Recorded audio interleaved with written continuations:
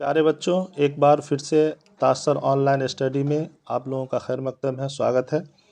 प्यारे बच्चों, मैं ये जो वीडियो बना रहा हूँ ये साइंस का है और अभी जो है एग्ज़ाम आज से आप लोगों का चालू हो रहा है। तो मेरी ये दुआ है कि आप लोग सभी का एग्ज़ाम जो है वो बेहतर जाए और सब जो है वो अच्छा करें। और मैं भी यही कोशिश कर रहा हूँ कि आप लोगों को कुछ कुछ कंटेंट जो है वो हर सब्जेक्ट का देता रहूँ। तो कल मैंने जो है वो मैथ का दिया था और आज मैं साइंस का लेके, क्योंकि कल आपका एग्ज़ाम साइंस का होगा 15 तारीख को। तो ये 15/2/2023 के हिसाब से ये आज मैं डाल रहा हूँ। और मेरी ये कोशिश रहेगी कि पूरे एग्ज़ाम में जो जो सब्जेक्ट का जिस दिन हो उस दिन उसका जो है वो उस एक दिन पहले उससे रिलेटेड मैं कुछ कुछ अच्छी चीज़ों को डाल दिया करूँ। तो आज मैं साइंस का ये शुरू कर रहा हूँ। तो चलिए इसको ध्यान से देखिए। ये जो है आपके ऑब्जेक्टिव सब्जेक्टिव दो नंबर के जो क्वेश्चन रहते हैं सब में आ सकते हैं। तो बहुत सारे पॉइंट्स हैं, मैंने बहुत सारा लिख रखा है, लेकिन कुछ कुछ खास पॉइंटों को मैंने हाईलाइट किया है जिसको आपके सामने पेश कर रहे हैं। यहाँ पे है प्रकाश का वेग सबसे अधिक होता है। तो शून्य निर्वात जानते हैं आप लोग, शून्य निर्वात में होता है और वो कितना होता है, लगभग 3 लाख किलोमीटर प्रति सेकंड होता है। और कम होता है कांच में। तो वो जो है मैंने यहाँ पे थोड़ा सा इंडिकेट भी कर दिया है कि 2,99,792 किलोमीटर प्रति सेकंड होता है निर्वात में। माइल में 1,86,282 माइल प्रति सेकंड होता है। अब इसके बाद चलते हैं, प्रकाश का वर्ण रंग जो है के लिए तरंग दैर्घ्य सबसे अधिक होता है। तो किस में होता है, लाल में, और सबसे कम होता है बैगनी में। दोनों में से कोई भी आपको ऑब्जेक्टिव में आएगा तो वो। अब एक आता है, प्रकाश का वर्ण विक्षेपण किस उपकरण के द्वारा संभव होता है। तो वो होता है प्रिज्म के द्वारा। तो प्रिज्म के बारे में अक्सर बच्चे कंफ्यूज होते हैं, वो समझते हैं कि ये त्रिभुजाकार के होते हैं। तो उसको मैं थोड़ा सा बता देता हूँ।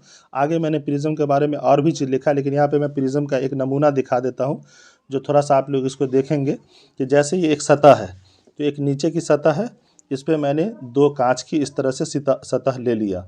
एक सतह ये, एक सतह ये मेरे हाथ को देखें, इस तरफ एक सतह ये। तो आप नीचे एक था और एक दो जो है सतह ऊपर, एक ये सतह ऐसे है, ये जो इसको मैंने ऐसे मोड़ दिया तो ये दो सतह हो गई, एक नीचे वाली, तो 3 हो गया। और दोनों साइड से हम इसको बंद करेंगे, जैसे इस साइड से बंद करेंगे और इसको इस साइड से बंद करेंगे, ये इस साइड से बंद होगा, तो 5 सतह हो गए। तो प्रिज्म में कितनी 5 सतह होती है। खैर चलिए उसको जो है आगे हम प्रिज्म का चित्र भी बना दिए, वो भी आप देखिएगा। प्रिज्म का जो है वो चित्र बना हुआ है। अब प्रिज्म से होकर गुजरने के बाद श्वेत प्रकाश विभिन्न रंगों में क्या होता है, विभक्त हो जाता है, बट जाता है। श्वेत प्रकाश जो है वो 7 रंगों में विभक्त होता है। इसको क्या कहा जाता है, तो वर्ण विक्षेपण कहा जाता है। क्या है, वर्ण विक्षेपण कहा जाता है इसको। उसके बाद होता है समान नेत्र के लिए स्पष्ट दृष्टि दूरी, ये सबको लगभग पता भी होगा, 25 सेंटीमीटर है। उसी तरह जो है कि नेत्र से बहुत दूर स्थित या निकट स्थित वस्तु को स्पष्ट प्रतिबिंब रेटिना पर बनने की क्षमता खो देना वो क्या कहता है, दृष्टि दोष। जो 3 तरह के होते हैं, निकट दृष्टि दोष होते हैं, दूर दृष्टि दोष होते हैं और जरा दृष्टि दोष होते हैं। इसमें एक बात ये ध्यान देना है कि निकट दृष्टि दोष में क्या होता है कि जिस नेत्र में निकट दृष्टि दोष होता है वह दूर स्थित वस्तु को नहीं देखता। मतलब जो दोष है उसको देखता है। जैसे निकट दृष्टि दोष है तो निकट का वो देखेगा, दूर दृष्टि है तो दूर का देखेगा, उल्टा उसका नहीं देखता। जैसे निकट दृष्टि दोष में दूर की वस्तु नहीं दिखाई देती और दूर के दृष्टि दोष में निकट की वस्तु नहीं दिखाई देती। और इसके लिए जो क्या है कि दूर करने के लिए अपसारी या अवतल लेंस का इस्तेमाल होता है निकट दृष्टि दोष के लिए। और दूर दृष्टि दोष के लिए जो है हम लोग जो है उसका इस्तेमाल आगे हम बता रहे हैं उसको भी करते हैं। किस लेंस का, उत्तल लेंस का इस्तेमाल करेंगे जो आगे है दिया हुआ है। अब यहाँ पे आता है जिस नेत्र में दूर दृष्टि हो उसके होता है वो 25 सेंटीमीटर स्थित वस्तु को स्पष्ट नहीं। दोष को दूर करने के लिए अभिसारी उत्तल लेंस का व्यवहार किया जाता है। एक प्रिज्म कितने सतहों से घिरा होता है, मैंने पहले बताया 5 सतहों से घिरा होता है। उसके बाद है प्रकाश का आवागमन प्रिज्म के जिन 2 फलकों से होता है उसे क्या कहते हैं, अपवर्तक फलक कहते हैं, ये अपवर्तक पृष्ठ कहते हैं। उसी तरह प्रिज्म अपवर्तक पृष्ठों के बीच कोण को प्रिज्म कोण का अपवर्तक कोण या प्रिज्म कोण भी कहते हैं। इस बात को भी याद रखना, हो सकता है 2 नंबर में जो है पूछा जा सके। उसी तरह वास्तविक प्रतिबिंब वस्तु की अपेक्षा हमेशा उल्टा होता है, आभासी प्रतिबिंब वस्तु की अपेक्षा हमेशा सीधा होता है। अवतल दर्पण द्वारा वस्तु से वास्तविक और आभासी दोनों काल्पनिक प्रतिबिंब बनते हैं, दोनों प्रकार के प्रतिबिंब बनते हैं, जबकि उत्तल दर्पण से केवल आभासी प्रतिबिंब बनते हैं। यहाँ बच्चों इस चीज़ का ध्यान देना है कि अवतल दर्पण में जो बनता है वो लेंस में बदल जाता है, वो उत्तल लेंस में होता है। जो उत्तल दर्पण में बनता है वो अवतल लेंस में होता है, जिसको मैंने यहाँ पे फिर इंडिकेट किया है। कि उत्तल लेंस द्वारा किसी वस्तु के वास्तविक और आभासी दोनों ही प्रकार के प्रतिबिंब बनते हैं, जबकि अवतल लेंस द्वारा किसी वस्तु का सदा आभासी प्रतिबिंब बनता है। उसी तरह होता है कि साइड मिरर में प्रयुक्त होता है उत्तल दर्पण होता है। हजामत बनाने के लिए कि अवतल दर्पण का व्यवहार किया जाता है। जिस प्रतिबिंब को पर्दे पर उतारा जा सकता है उसे वास्तविक प्रतिबिंब कहते हैं। सोलर कुकर में किस गोलीय दर्पण का उपयोग किया जाता है? अवतल दर्पण का उपयोग किया जाता है। गोलीय दर्पण के लिए दर्पण सूत्र क्या होता है? 1/v + 1/u बराबर 1/f। और उत्तल तथा अवतल लेंसों के लिए किस सूत्र का है? तो 1/v - 1/u बराबर 1/f। सरल सूक्ष्मदर्शी में किसका उपयोग होता है? उत्तल लेंस का होता है। विद्युत विभव है, अदिश राशि है। विद्युत विभव का एसआई मात्रक वोल्ट होता है। प्रतिरोध R जो है इसका एसआई मात्रक जो है वो ओम है। अब हम चलते हैं आगे कि जब प्रकाश की किरणें हवा से कांच में प्रवेश करती है तब वह किरण मुड़ती है किधर? अभिलंब के निकट से। जब प्रकाश से, ये बात ध्यान देना, जब प्रकाश की किरण हवा से कांच में अगर आती है तो अभिलंब के निकट। और क्या होता है? जब कांच से हवा में प्रवेश करती है तो अभिलंब के दूर से मुड़ जाती है। उसी तरह विद्युत धारा की प्रबलता का एसआई मात्रक एम्पियर है। चुंबकीय क्षेत्र का एसआई मात्रक टेस्ला है, जो पूछा भी गया कि इस एग्जाम में। विद्युत परिपथ में विद्युत धारा की मापक किसके से की जाती है? तो एमीटर से की जाती है। अब होता है बैटरी से किस प्रकार की धारा जो है प्राप्त होती है? तो दिष्ट धारा होती है। और घरों में जो हम लोग के प्रयुक्त होता है वो धारा जो है प्रत्यावर्ती धारा है, जो 220 वाट, और कारखानों में 440 जो है वोल्ट जो है वो होता है। अब यहाँ पे देखेंगे कि प्रत्यावर्ती धारा जो है वो क्या है? तो आवृत्ति उसकी 50 हर्ट्ज होती है और एक सेकंड में 50 बार दिशा बदलती है। प्रत्यावर्ती धारा जो है वो कुछ खास बातें थी जो मैंने इसमें साथ में इंडिकेट कर दिया है। उसके बाद ये है कि विद्युत ताप युक्तियाँ उपकरणों में किस मिश्रित धातु का उपयोग होता है? उसे क्या कहते हैं? तो नाइक्रोम कहते हैं मिश्रित धातु को, जिससे ताप एलिमेंट भी कहते हैं। विद्युत चुंबकीय प्रेरण की खोज किसने किया था? फैराडे ने किया था। फ्लेमिंग बामहस्त नियम में अंगूठा किसका दिशा का संकेत करता है? बल का करता है। विद्युत जनित्र का सिद्धांत आधारित है विद्युत चुंबकीय प्रेरण पर है। विद्युत धारा से उत्पन्न होने वाले दो प्रमुख प्रभाव चुंबकीय प्रभाव और उसमें प्रभाव है। चिकित्सा के क्षेत्र में विद्युत चुंबकीय प्रभाव कहाँ प्रयुक्त किया गया है? एमआरआई में, जिसको मैग्नेटिक रेजोनेशन इमेजिंग में कहते हैं, में किया जाता है। मानव शरीर के किन दो भागों में चुंबकीय क्षेत्र का उत्पन्न होना महत्वपूर्ण होता है? हृदय और मस्तिष्क में ये चीज़ है। उसी तरह चुंबकीय फ्लक्स का एसआई मात्रक क्या होता है? वेबर होता है। फ्लेमिंग के दाएं हाथ के नियम से किसकी दिशा का ज्ञात होता है? तो प्रेरित धारा की दिशा। फ्लेमिंग के बाएं हाथ के नियम से किसकी दिशा? चालक की गति की दिशा का जो है होता है। उसी तरह नाभिकीय ऊर्जा प्राप्त करने के लिए कौन आवश्यक है? यूरेनियम आवश्यक है। ऊर्जा के 3 रूप निम्नलिखित में से कौन कौन से हैं? यांत्रिक ऊर्जा है, रासायनिक ऊर्जा है, विद्युत ऊर्जा है। अच्छा, सौर ऊर्जा को सीधे विद्युत में बदलने की युक्ति को क्या कहते हैं? सौर सेल कहते हैं। उसी तरह है कि हाँ, ये है यूरेनियम में नाभिकीय अभिक्रिया कब होती है? अब ये बात ध्यान रखना है, ये हो सकता है बड़े 2 नंबर वाले क्वेश्चन में या बड़े क्वेश्चन में आए। तो यूरेनियम में जब उस पर मंद गति का न्यूट्रॉनों का बम वर्षण होता है, बम वर्षण जब किया जाता है तो क्या होता है? यूरेनियम में नाभिकीय अभिक्रिया होती है। अच्छा, उपयोगी ऊर्जा का क्या अर्थ है? उपयोगी ऊर्जा ऐसी ऊर्जा को कहते हैं जिसे प्राप्ति में लागत से अधिक, ऐसी ऊर्जा जिसकी प्राप्ति उसके लागत से अधिक हो, मतलब कि लागत कम हो और ऊर्जा ज़्यादा मिले, प्राप्ति ज़्यादा हो, उपयोगी ऊर्जा कहलाती है। नेत्रदान की बात आती है, जैसे आँख लोग दान करते हैं तो उसमें क्या होता है कि वो कब से कितने घंटों के भीतर होना चाहिए? 4 से 6 घंटों के भीतर होना चाहिए। श्वेत प्रकाश जो है उसकी परिवर्णी शब्द में कौन सा शब्द है? तो विव ग्योर बोलते हैं, जिसको विव ग्योर बोलते हैं। वी से वॉलेट, आई से इंडिगो, बी से जो है ब्लू, जी से ग्रीन, वाई से येलो, ओ से ऑरेंज, आर से रेड। ये सातों कलर के बारे में जो है। दृष्टि दोष और दूर दृष्टि दोष और निकट दृष्टि दोष का मुख्य कारण क्या होता है? इसमें क्या होता है? दूर दृष्टि दोष में नेत्रगोलक छोटा, जबकि निकट दृष्टि दोष में जो है नेत्रगोलक लंबा हो जाता है। निकाला था, ऑस्टेन ने निकाला था।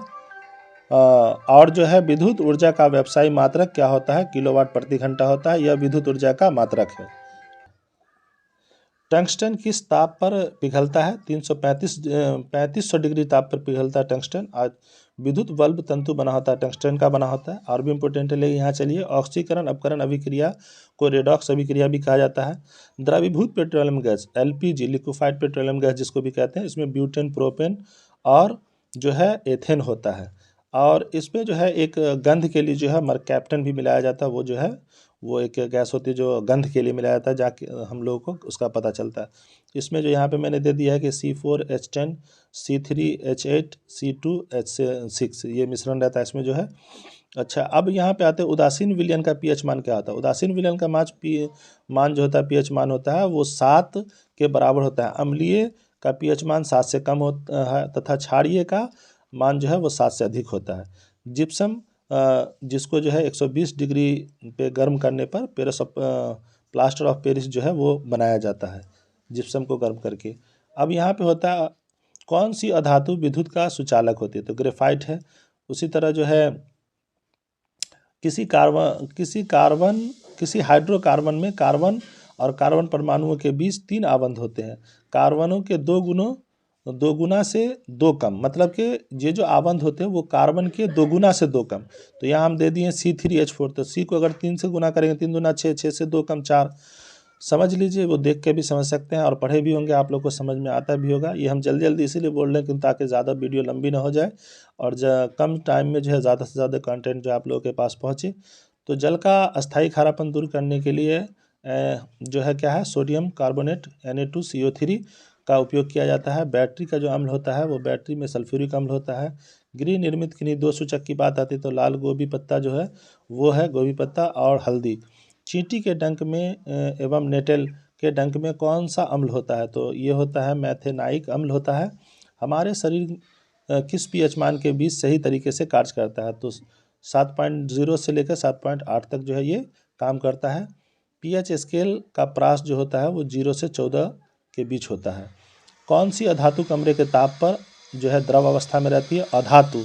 तो अधातु में ब्रोमीन, अधातु में पारा, जिसको मरकरी भी बोलते हैं।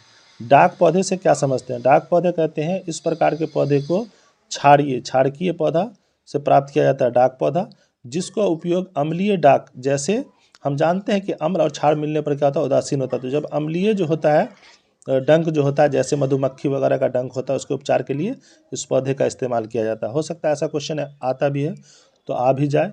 उसी तरह लिटमस का प्राकृतिक रंग क्या होता है, बैगनी होता है।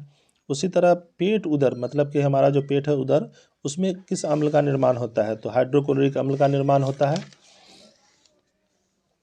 ऐसे पदार्थ जिनकी गंध अम्लीय या क्षारीय माध्यम में बदल जाती है इसे गंधीय सूचक कहते हैं। जो 2 गंधीय सूचक जो है वो प्याज है, वैनिला है।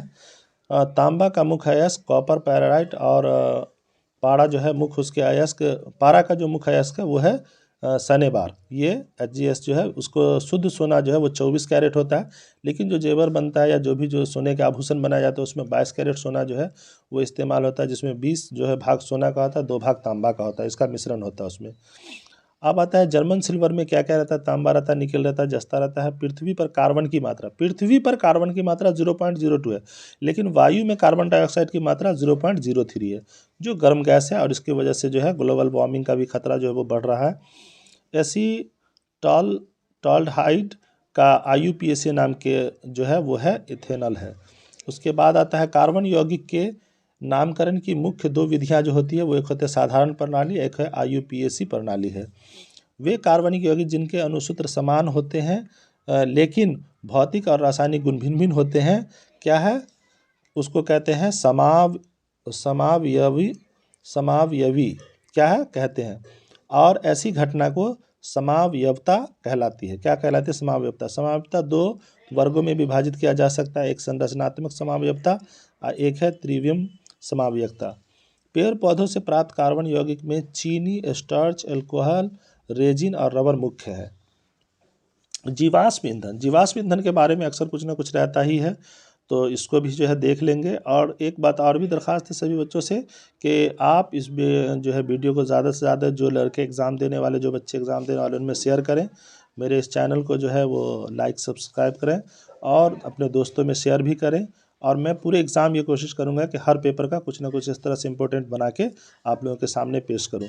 तो अब आता है जीवाश्म ईंधन। पृथ्वी के अंदर लाखों वर्ष तक मृत पेड़ पौधों और जानवरों का मिट्टी, बालू एवं चट्टानों के परतों के बीच दबे रहने से के फलस्वरूप जो पदार्थ बनते हैं उन्हें जीवाश्म ईंधन कहते हैं। कोयला, पेट्रोलियम जीवाश्म ईंधन है, ये चीज़ है। अब होता है बड़े आकार के पेड़ पौधे कोयला बनाते हैं, जबकि छोटे पेड़ पौधे और जानवर जो है वो पेट्रोलियम का निर्माण होता है। छोटी आंत की ग्रंथियों से निकलने वाले रस सक्कम और एंटीरिकस कहते हैं, उसको आंत भी कहते हैं। अब होता है छोटी आंत एवं बड़ी आंत को जोड़ पर अवस्थित नली को क्या कहते हैं, तो ये सिकम कहलाता है। उसके बाद है कि एटीपी क्या है। एटीपी जो है वो एडिनोसिन ट्राइफॉस्फेट एक विशिष्ट यौगिक है जो सभी जीवों की कोशिकाओं में ऊर्जा वाहक एवं संग्राहक का काम करता है। एटीपी के उत्पादन के लिए कोशिका मुख्यतः ग्लूकोज उपयोग करती है, इसीलिए ग्लूकोज को कोशिकीय ईंधन भी कहा जाता है। अब आता है जैसे श्वसन की बात आती है, वायवीय श्वसन, अवायवीय श्वसन। तो वायवीय श्वसन ऑक्सीजन की उपस्थिति में पायरुवेट का पूर्ण विखंडन होता है। यह क्रिया माइटोकॉन्ड्रिया में होती है, जो कोशिकांग है। माइटोकॉन्ड्रिया क्या है, इसको जो माइटोकॉन्ड्रिया को कोशिका का पावर हाउस भी कहते हैं, power house of the cell mitochondria, जिसको हिंदी में कहिए तो कोशिका का ऊर्जा गृह भी कहते हैं। जबकि अवायवीय श्वसन में ऑक्सीजन की अनुपस्थिति में होता है और ग्लूकोज अणु का आंशिक विखंडन होता है, इसीलिए पायरुवेट में होता है। यह क्रिया कोशिका द्रव में होती है। कोशिका द्रव जो कोशिका झिल्ली और केंद्रक के बीच के जो हिस्से होते हैं वो कोशिका द्रव कहलाते हैं। और जो है वायवीय श्वसन में ऊर्जा ज़्यादा बनती है, अवायवीय में कम बनती है। अच्छा, मछली में गिल्स से और ग्रासहॉपर तथा अन्य स्थलीय कीटों में श्वास नली या ट्रैकिया से जो है तथा मनुष्य में फेफड़ों से श्वसन होता है। ये एक कोशिकीय जंतु जैसे अमीबा, पैरामीशियम में श्वसन गैसों का आदान प्रदान कोशिका झिल्ली के से विसरण द्वारा होता है। फिर उसी तरह है टिड्डे ट्रैकिया श्वसन नलिका से कछुआ श्वसन नलिका से टिड्डे और ट्रैकिया क्या है, श्वसन नलिका से, और केचुआ जो है वो त्वचा से श्वसन करता है। ग्लूकोज के ऑक्सीकरण में एटीपी के कितने हैं, 38 अणु बनते हैं। पदार्थों में पौधों का परिवहन फ्लोएम एवं जाइलम उत्तक द्वारा होता है। ये जो है पौधों के मुख्य 2 उत्तक हैं जो पौधों के अंदर जो है वो संवहन वगैरह का काम करते हैं, तो जिसमें है फ्लोएम उत्तक। अब यहाँ पे दिया कि जीवों के शरीर में पदार्थों का परिवहन या स्थानांतरण के लिए विकसित तंत्र को परिवहन तंत्र भी कहते हैं। जाइलम द्वारा परिवहन एक दिशीय होता है। जाइलम जो है पेड़ पौधे में जो उत्तक है एक दिशीय होता है, नीचे से ऊपर की ओर। इसमें पानी वगैरह का संवहन जो है पौधों में होता है, परिवहन होता है। उसी तरह फ्लोएम जो है द्विदिशीय होता है, मतलब नीचे से ऊपर और ऊपर से नीचे, इसके द्वारा पौधों में भोजन का। शुक्रिया। इसी बातों के साथ मैं अपनी जो है इस चीज़ को मैंने डाल भी दिया था, तो फिर से जो है उसको आप लोग जो देखेंगे, इसका वीडियो मेरे ऊपर मौजूद भी होगा। और फिर से एक बार जो है कि आप लोग इसको ज़्यादा से ज़्यादा देखें, दोस्तों में शेयर करें और जो है इससे फ़ायदा उठाएं। और सबके लिए मेरी यही दुआ है कि आप लोगों का जो है वो एग्ज़ाम बहुत अच्छा जाए। शुक्रिया। इन्हीं बातों के साथ मैं आज की वीडियो को ख़त्म करता हूँ।